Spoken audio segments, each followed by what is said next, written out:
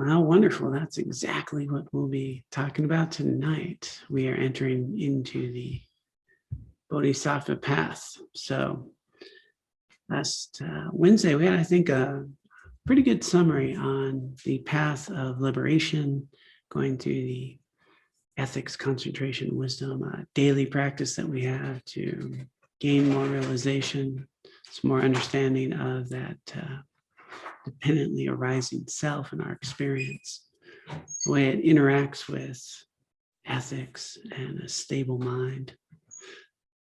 And so we've spent a great deal of time going through this path that leads to liberation. And now we're at the entry point of a Mahayana path, a path of Buddhahood.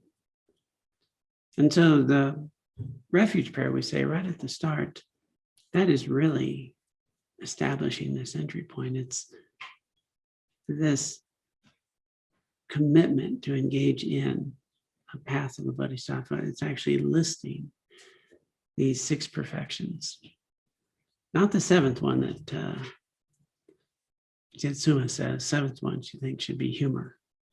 So I think that would be really important. But right there, it's cultivating this path of awakening for the benefit of all sentient beings. And so this is the entry point. This is where we're at in the stages of the path to enlightenment. And just before we get into it, I do want to take a moment to honor and recognize that this is the birth date, the physical birth date of Jetsuma Tenzin Palmo, 78 years old. She has already celebrated it because India is a day ahead, but it's today for us. And it's incredible that we have access to teachers such as Jetsuma, many others that have really traveled this path, have engaged in these practices, thinking about someone who had spent over 12 years in a cave, refining these practices, doing that inner work, and to come out and devote her life to practice, and clearly the life of a bodhisattva, to establish a nunnery, to bring this lineage back into accessibility for the nuns.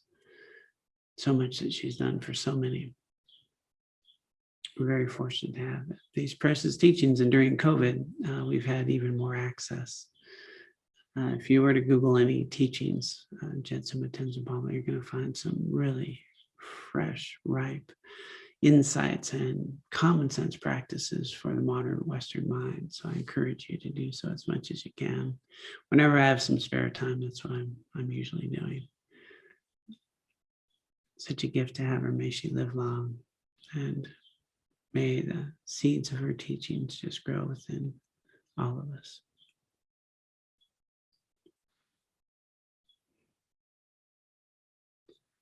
I was reflecting before the teaching. I did a quick little check on kind of YouTube. That's where I'll find her. And I get all these other, things that I might be interested in. And all of them are like fast.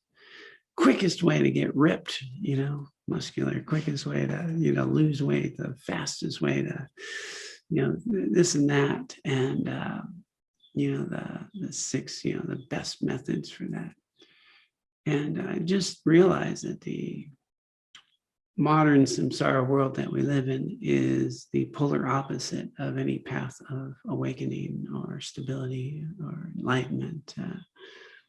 There was one, again, with just the body and the time and energy to put into, a sort of muscular or fit or whatever body that's going to die, that's going to deteriorate, versus our inner work of transforming all these misperceptions into meaning and purpose.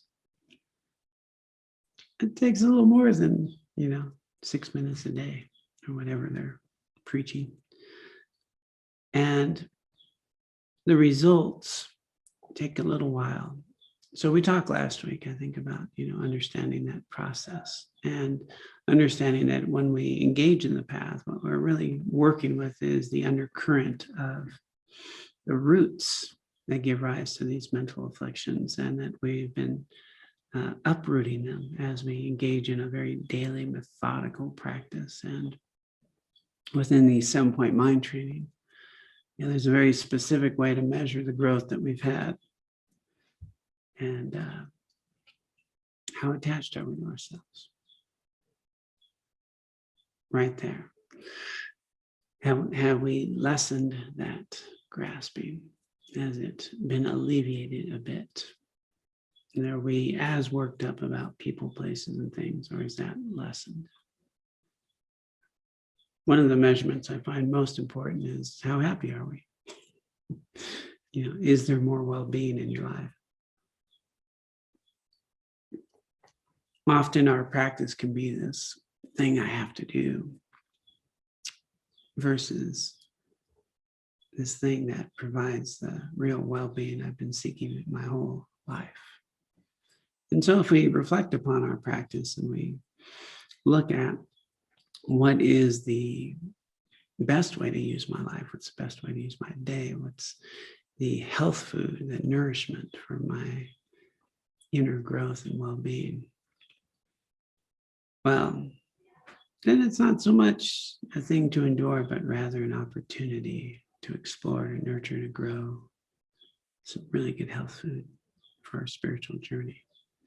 The practices of meditation and the practices of loving kindness and compassion, the ethics that we get to bring to mind every day, and the understanding that we get from noting and understanding the true causes of suffering, the true causes of happiness. And so having reached this point, we get to take it up another notch and explore, is my motivation ready for the Mahayana path? Again, as we've talked about throughout these teachings, we can have different motivations. These teachings work whether I just want to have less suffering, I'm a human being, want to be a better human being. We can eliminate a lot of suffering by the misperceptions, by cutting through those misperceptions. If I want to have a good next life, well, we've got the teachings that the same foundational path that would allow for that. If I want liberation, well, that might be my motivation. So at each level of motivation, these teachings can be applicable for that result. And here the question is complete Buddhahood, the path of a Bodhisattva. And as I've talked about in the past, I think one of the really, I thought, insightful and meaningful explanations of bridging the different vehicles of Theravada and Mahayana is a great talk by Bhikkhu Bodhi. If you get some time, I encourage you to watch it. It's called, Bridging the Two Vehicles by Bhikkhu Bodhi, and a Theravada scholar, an incredible monk. And, from his perspective and his study, the Buddha had taught others to wake up. That was what the Buddha taught, to wake up. He didn't teach how to be a Buddha, he taught liberation. And it was later, as the people engaged in this path and sought liberation, that they started to question, well, liberation is one thing, what do I need to do to be a Buddha? And that's the exploration of this path of a Bodhisattva, which came a little later as people refined these practices and got into those teachings. And so a really thoughtful explanation of that. So if you have some time, I encourage that video, which can be found on YouTube right next to, the quickest way to get ripped abs and a six-pack. So, we can watch one or the other. The Mahayana path here, the way that it's taught in a Lam Rim process is, number one is, what's the advantage, right? What's disadvantages? What's the advantages? We're going to engage in a path. It's important to know why and what purpose is it. And so there's a long list, and in our shorter Dharma teachings, there's just a limited time to go through the vast amounts of benefits of being a Bodhisattva or cultivating Bodhicitta. But here's some basics. I jotted down a couple that are in the list of the traditional teachings. And rather than get caught up in a whole list, just touching a few key points. Let me see, I think I have it here. I may have let it go away, but I can find it.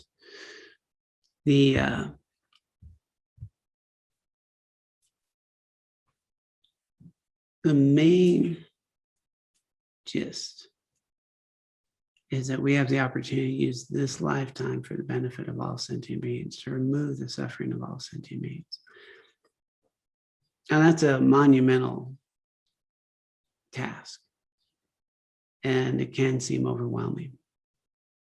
So let me start there before I get to the list. It's commonly taught that there's 3 approaches to that, and the first 2 are not tenable, but they're still useful. And it goes to a point that something that seems distant can be very helpful if we have a logical approach. Things that seem distant may not be as distant as we are. We have no idea how close we are to awakening. And so in these teachings, the thought of may I devote my life to benefiting all sentient beings, removing their suffering. Big job. But there's some methods, and the 2 that we'll go over, I think next week we'll do equalizing self and others, and then we'll work into this very systematic method of cause and result to cultivate bodhicitta, 2 the main methods in which we can cultivate bodhicitta. And then these 6 perfections that we can work our way through. But within them is this step-by-step ladder, I think, that is a potential of letting down barriers that seem insurmountable. And one of the ways that I like to remember my own life is just going to the Dharma teachings when I was early on. And I went to one of my early teachings, and there was, talk about emptiness and, non-dual experience. It's like, oh man, this is a table. This is my hand. There's nothing non-dual about this. Is pretty solid. You're you, I'm me. Nah, this, I'm just going to come here and try to be a better human being, and all that other stuff may work. I don't know. I sat in on a teaching by His Holiness the 14th Dalai Lama, Nargajuna. I was just trying to stay awake. And it was just so far over my head. And, things that once seemed inconceivable. The methods here are, as we cultivate some merit, as we engage in ethics, as we do some meditation, as we start to explore the nature of mind, the nature of our experience, well, we have a great deal of fertilizer with the merit that we cultivate with the loving kindness and the compassion. We stop poisoning our consciousness, and we start giving it nutrients. And within that consciousness, then arise an opportunity with a stable mind to start to understand things that seemed completely beyond comprehension. And suddenly things that I used to think were inconceivable become very natural and so forth. And you just think of it in our own experience. We can only know what we know to this point. We have no idea what we're about to learn. So anyone in just a regular lifetime can look at their life. For example, I grew up in Pasadena, California, and I'd never really had gone anywhere. And I was a school teacher, and a friend of mine took some school kids to Europe. And I thought, well, who goes to Europe? I've never been to Europe. That's just such a thing other people do. It never occurred to me. And then I looked into it. It wasn't very expensive. And get some kids there, we had to do a lot of fundraising, and something that once seemed inconceivable. I'm in Europe with a bunch of inner city kids who'd never been out of their neighborhood, and we're putting our feet in the Mediterranean Ocean.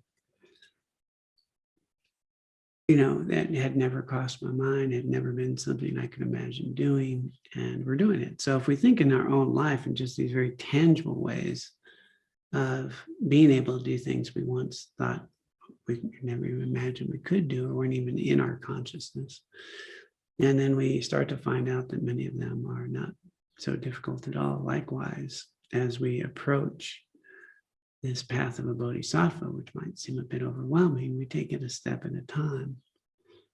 And we may find or discover that not only is it meaningful, it will attenuate a lot of mental emotional suffering right now. It'll cut through the very root of the cause of our suffering, because it goes right at the grasping of self.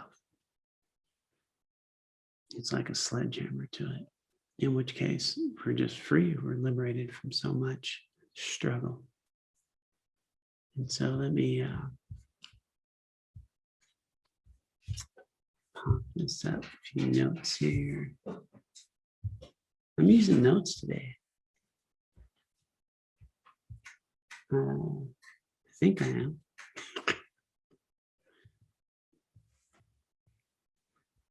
There we go. We're getting there. And it all prepped. I must have closed everything. I should take a mindfulness course.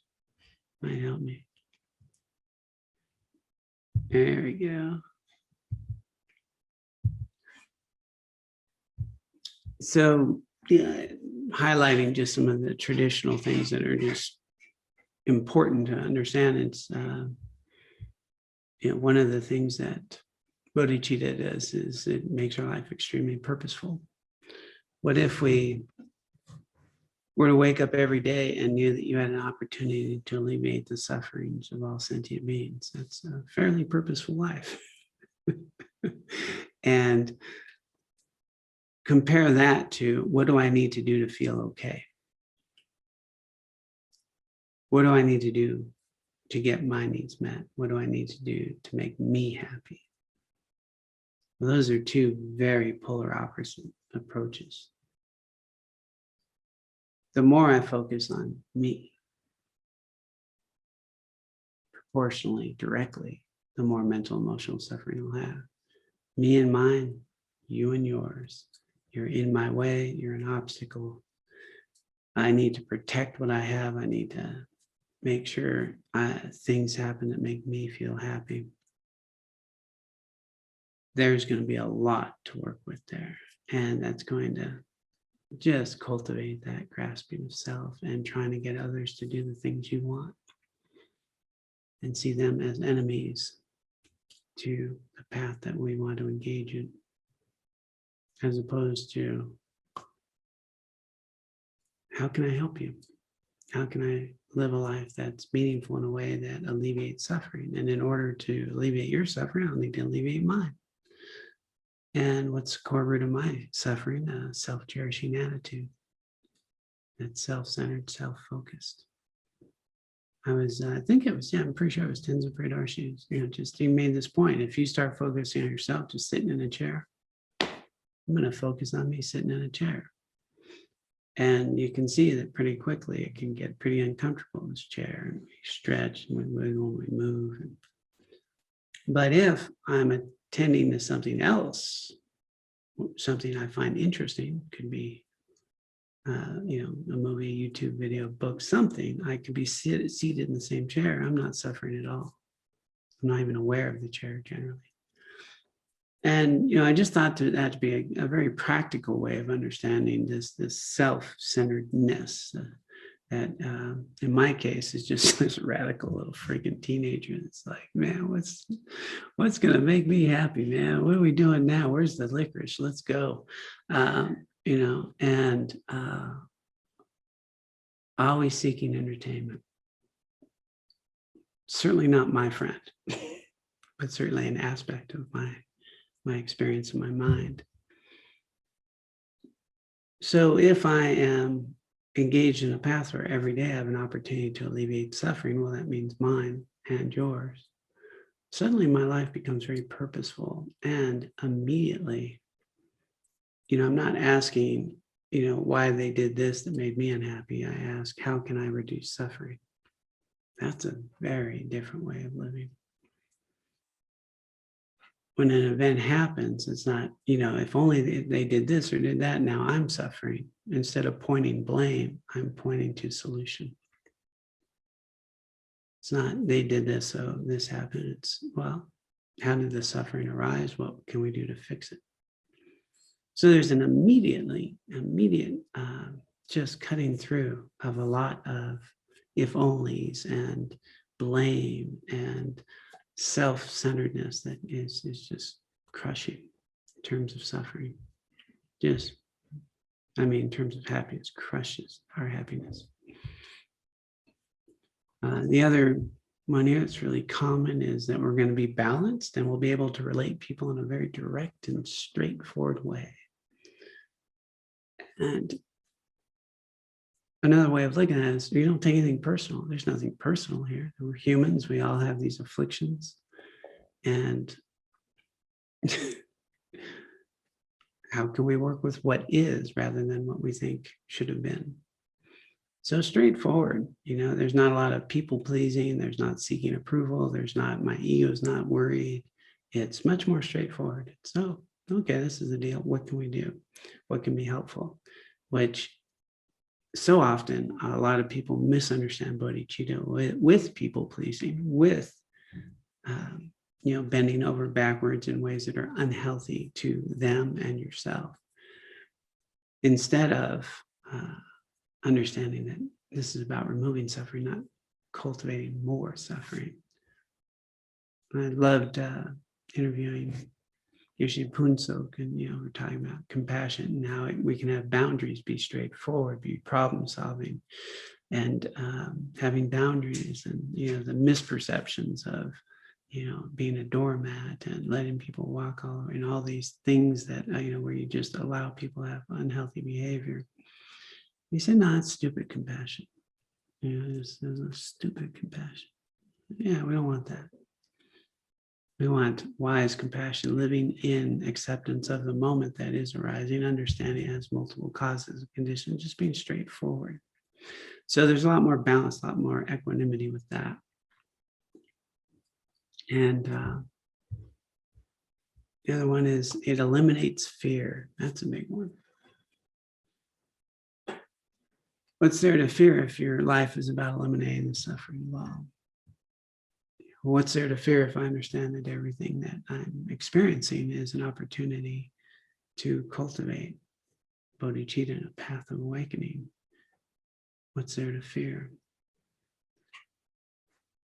If I'm engaged in a path, it's actually at one point, there's another point here on a different note of, no, it is here actually. Old age insurance.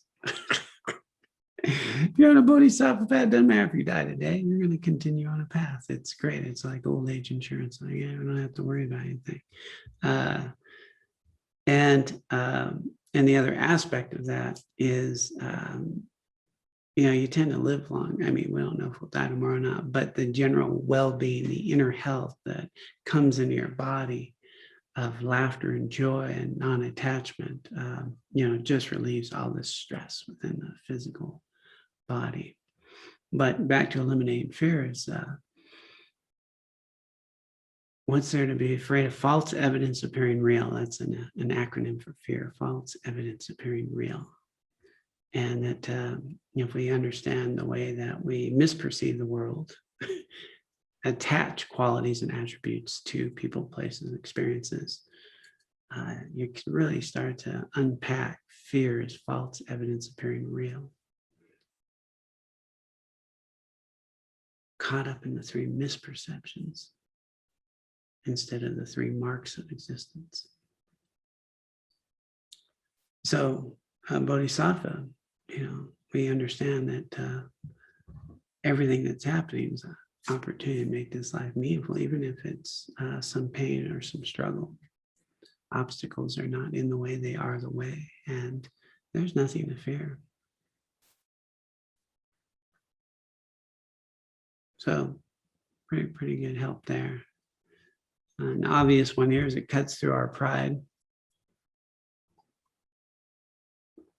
Bodhicitta is the antithesis of that. And that's an interesting piece here. I think a lot of people misunderstand the difference between having a healthy sense of self, because that's important. It's important to know we're valuable. It's important to know we're worthy. It's important to know that you already have Buddha nature. It's important to know that, to experience that, which is different from this pride that says I'm better than others, and having this comparison. When I'm actually okay with myself, humility is the natural byproduct. I don't have anything to prove. There's nothing to prove. You can't offend me. That's somebody's misunderstanding of their own struggle. So as we cultivate bodhicitta, and again, these are all a journey to get to. It's not, okay, we have a talk and now I'm going to be free of fear and free of pride. It's that explanations of how we can get to these points and these practices that'll get us there. So we're at this stage of understanding what are the benefits if I engage in these practices, and cutting through that pride, that because pride is so often, I mean, if you look at it, I've never found experience of pride in this context, which is different from feeling good about something you did. Okay, feeling good about something I did is healthy. As a matter of fact, I think we don't do enough of that. We don't allow ourselves to really sit in the joy of the goodness that we do. I just find that very common. We do incredible goodness, good works, very helpful and beneficial. And rather than, allow us to feel that, then we just think, well, that's the duty. That's what we do. And now we're doing the next thing. But when I do something harmful, boy, I can sit in that for a while. I can sit there in something that I did, 6 o'clock yesterday, and today can be still, letting that ruminate. And so if we understand just the biology, the physical nature of our body, and this underlying way that we can be working with that, it's very important to rejoice in the virtues of self and others, to rejoice, to have a sense of joy in the goodness that we're able to participate in, as well as others. And so just the biology there is, these brains that, are shaped by thoughts, experiences, karma, and these neural pathways, the way we live and the habits. We do something that feels good, and there's this little dopamine. That feels good. It's pleasurable. I like that. And so we've had these conditionings through karmic imprints, our conditionings, and then the structure in the brain, things get kind of wired in. And we can spend a lot of time on, getting the exact right dish that we like that's delicious, so we can have that. And but what about our goodness? What about the goodness that we do? Do we allow that little dopamine hit? And then that is inspiring for the next activity. I've meditated, or I've helped someone, or I've done something. Well, let's take some time to feel good about the good that we're doing. Let's take some time to feel good about the practice we've engaged in. No, it's not pride. It's not bragging. It's not, I need to share it with anyone. It's to sit in the goodness of that practice, to know it. And that, I think, is the antidote to a lot of the ups and downs of people's practice. A lot of the walls that come up, a lot of the struggle is alleviated, attenuated through allowing that rewiring process to remember how good it felt because you chose to meditate today. How did you sit at the end? I've quoted many times that Australian monk who, said that after he meditates, he takes a few minutes to just check in and feel how he feels about having meditated. And he's always felt pretty good that he did it at the end. It's great. It takes a little time. It feels good. And it's one of the things that he says has helped him maintain a meditation practice.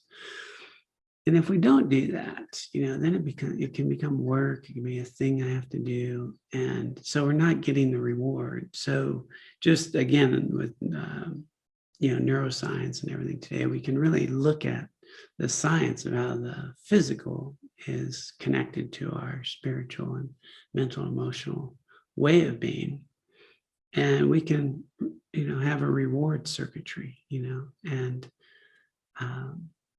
and allow that to be a part of this practice that can support us.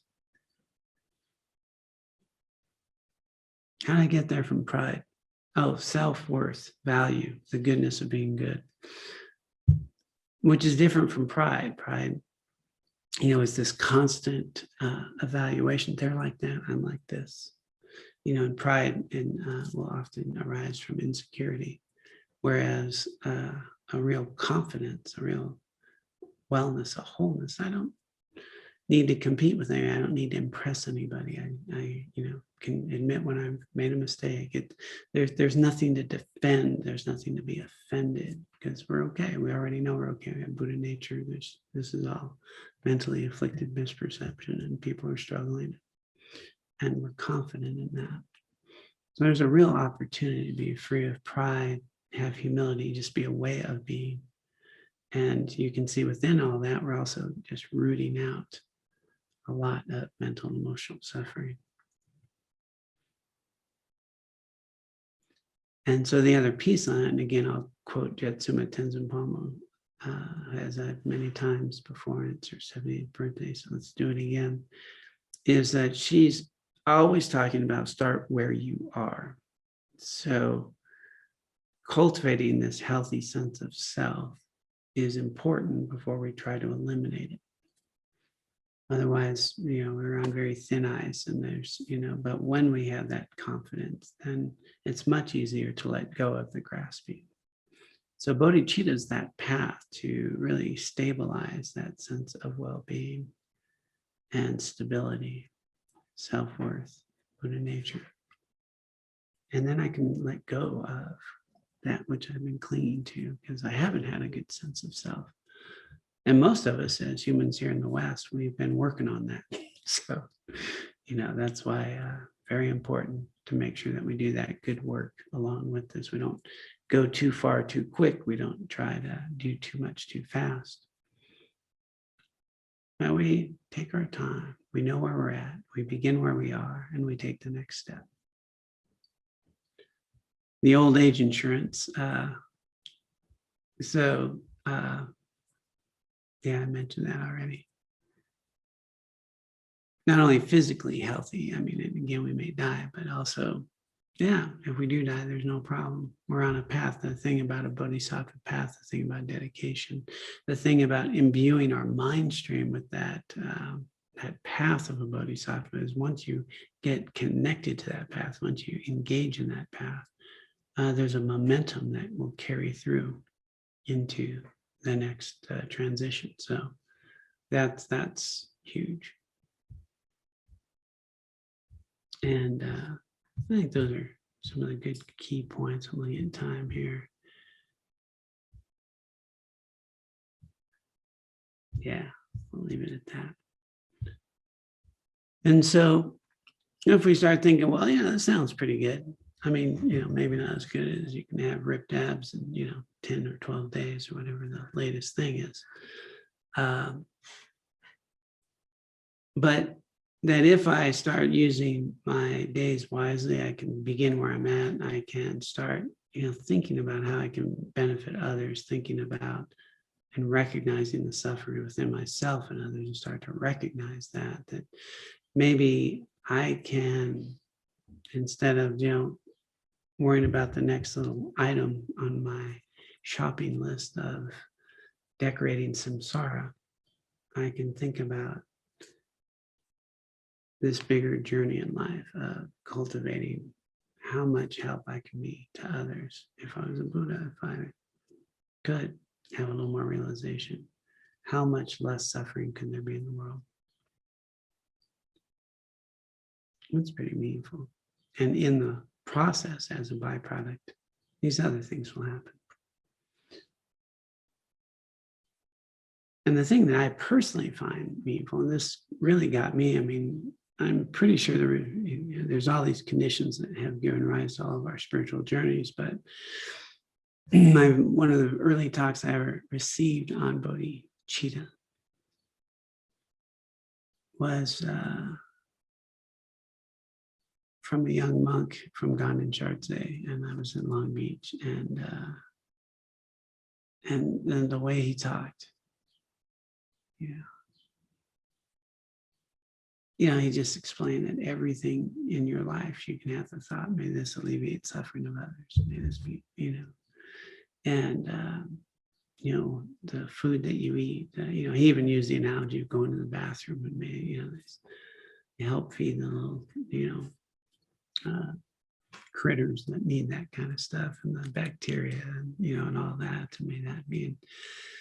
And he gave this beautiful talk on how every moment of every day we could be, having that motivation be driving every activity we engage in. And the thing is, he had it, like it wasn't, he wasn't reading a list.